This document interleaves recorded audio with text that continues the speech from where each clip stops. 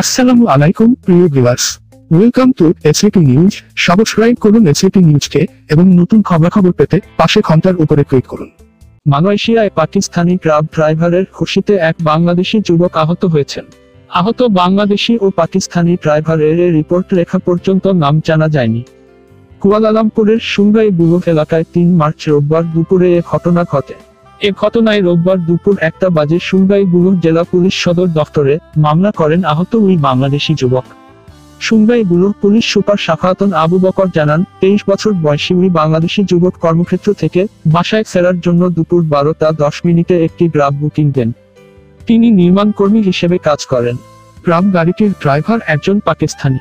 ঘটনার বিবরণ থেকে জানা যায়, গাড়িতে ওঠার আগে ওই বাংলাদেশি যুবক ড্রাইভারের সঙ্গে ৯ রিঙ্গিত ভাড়া ঠিক করেন।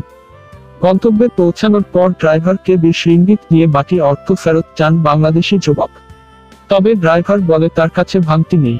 পরে ২ জনের মধ্যে তর্কাতর্কি শুরু হয়। এক পর্যায়ে পাকিস্তানি ড্রাইভার বাংলাদেশি যুবকের মুখে ঘুষি মেরে পালিয়ে যায়। Police super Shafaatun Abu Bakar জানান, ঘুষিতে ওই বাংলাদেশি যুবকের নিচের ঠোঁট গুরুতর আঘাতপ্রাপ্ত হয়।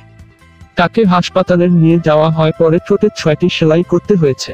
পুলিশ সন্দেহভাজনকে শনাক্ত করেছে এবং ঘটনাটির তদন্ত চলছে। ভিডিও দেখার জন্য ধন্যবাদ। আসসালামু আলাইকুম প্রিয় দর্শক।